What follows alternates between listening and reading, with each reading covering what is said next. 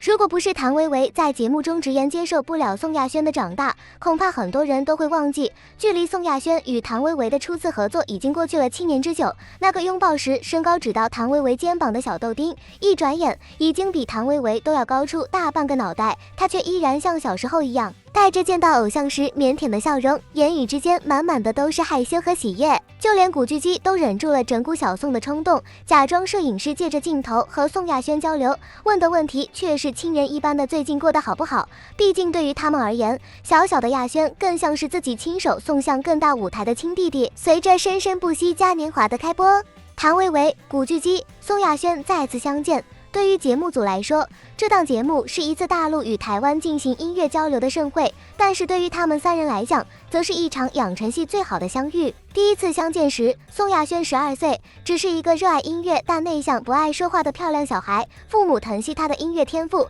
带着他参加了音乐大师课。在这里，宋亚轩认识了谭维维、古巨基、田震等在乐坛有着绝对地位的老师们，他们都对这个直言自己的缺点是内向的小男孩充满了好奇。嗓音清亮有辨识度，还有着绝对音感，只要稍加学习和打磨，一定会成为未来乐坛的一股新鲜力量。所以老师们都格外疼惜宋亚轩，即便在节目结束后，也会一直关注他的动向，希望他能进入专业的音乐院校进行系统的学习，不要浪费掉他的天赋。但是出乎意料的，宋亚轩在进入广州星海音乐学院附中就读2年后，便转学到了人生地不熟的重庆巴蜀中学。这一切只因为他选择了一条未知的道路——时代峰峻。当宋亚轩在音乐大师课上声名鹊起时，吸引了不少的外界目光，这其中就包括了时代峰峻的创始人李飞。作为成功打造出 TFBOYS 的内娱第一养成系公司，彼时的李飞正在为了2代团的计划四处寻找合适的练习生。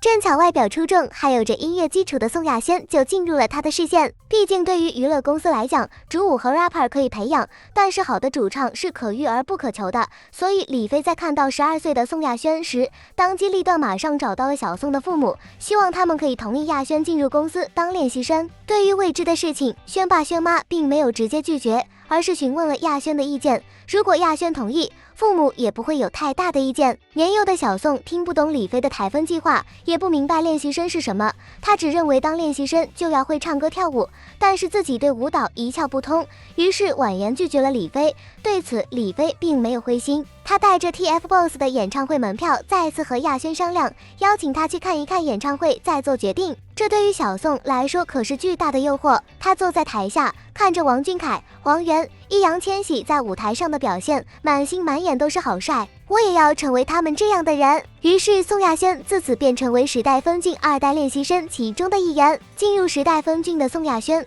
本以为自己只需要好好练习就可以，即便不能出道，他还可以回家继续学习。令他没想到的是，自己在这里找到了另一个家。2017年，时代峰峻2代练习生的去留已经在岌岌可危的边缘了。因为一手打造养成系概念的黄睿带着几名练习生离开了公司，自立门户，一时之间练习生处于群龙无首的状态。原本是弟弟的丁晨星一夜之间变成了哥哥，他既要保证自己的训练，还要操心弟弟们的学习成果，每天不是在帮弟弟纠正动作，就是照顾弟弟的衣食住行，肩上的担子太重了。所以李飞才急于四处寻找更多的练习生，希望能找到有潜力的小孩，也希望能找到一个能和丁晨星一起主持大局的领头人。就在这个时候，宋亚轩与马嘉祺出现了，一个是开口就能当电音的人与主唱，一个是统筹计划事事力求完美的定海神针。自从他们2个加入台风计划，丁晨星身上的压力减轻了，练习生们的情绪高涨，团队的基本配置也集齐了，眼看着2代出道的计划只需要按部就班的进行就可以了，大家却忽略了宋亚轩的小情绪。对公司里许多练习生而言，来公司训练就是除了在学校上学以外的课余活动，下了课去公司练习，结束以后回家就可以。但是对于宋亚轩而言并没有那么简单，彼时他还在广东上学，能去训练的时间只有寒暑假，平常为了赶上其他人的训练进度，他还要拼命练习最不喜欢的舞蹈，肢体不协调和对未来的迷茫都让他从内到外排斥舞蹈，再加上去公司练习就代表他要远离父母朋友，去到陌生的重庆，他用了8年的时间听懂粤语，最后听到身边到处都是重庆话，这一切都让小小年纪的他无力接受，所以他会在上舞蹈课时躲在办公室的桌子下面，逼得李飞一间屋子去找他，再好声好气哄他上课。对于这个现状，李飞格外头疼，马嘉祺的出现却轻而易举地解决了这一切。马嘉祺和宋亚轩一样，因为天生自带音乐天赋，从小就被妈妈带着参加各类节目，学习各种乐器。为了梦想，也选择跨越千里来到重庆练习。他只比宋亚轩大2岁，行事风格却像成年人一样成熟。他了解小亚轩的害怕和恐惧，明白他的担忧和迷茫，耐心地带着他练习舞蹈，接触乐器，又带着他去和其他小孩玩闹。小宋说自己的缺点是内向，在这群小孩的感染下，小宋逐渐变成了缺点内向。他放下了防备和戒心，跟在丁哥身后练跳舞，黏在马哥背上练唱歌，无聊时就去和真源一起吉他弹唱，玩疯了就和赫儿在一起互相依偎休息。看动画片时会和刘亚文一起讨论剧情，想念爸妈和弟弟就会打电话，有时间就回山东看看爷爷，一切都向着最好的方向发展。即便出道中途遭遇了不少坎坷，也都在大家的齐心协力之下挽救了回来。台风少年团的策划失误，并没有阻拦时代少年团的成功。随着时代少年团各个成员在内于的众多节目中站稳了脚跟，宋亚轩这个名字也被更多人提起，但更多的是关于亚轩身上层出不穷的梗。2020年成为短视频最火 BGM 的《此刻我独领风骚》，出自于宋亚轩成团出道夜上的舞台《兰花草》。此刻我独领风骚。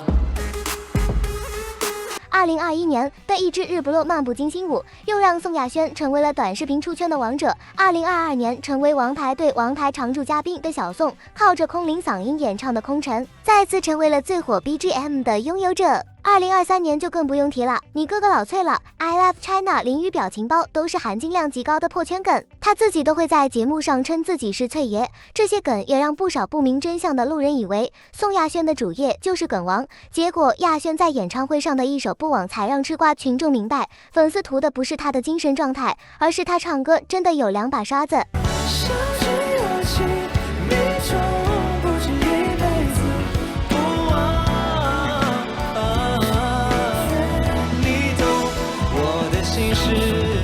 还没等大家反应过来，宋亚轩的期末汇报演出又上了热搜。这一次是因为宋亚轩在演出中有一场倒地的戏份，头套突然掉了下来，引来现场观众的笑声，但他并没有受到影响，反而一边把头套戴上，一边慢慢站起，镇定地完成了后面的演出。众人都以为这个不管什么时候都在笑嘻嘻的男孩肯定镇不住这样的场子，但是他却出乎意料地处理了这个小插曲。那个有着奇思妙想的小男孩，也在不知不觉间成长为能淡然面对一切的大人了。毕竟他是在网暴中度过了一整个青春期的男孩，没有什么是他承受不了的。这个少年什么都懂，但是他依然向阳而生。他知世故而不世故，永远选择真诚待人，即便遭遇不公，他也会用最温柔的方式回击所有的谩骂和谣言。当不理智的粉丝攻击兄弟时，会站在镜头前表白丁程鑫；当有私生去骚扰家人时，他会直接在微博上公开谴责这种行为；当谭维维过生日时，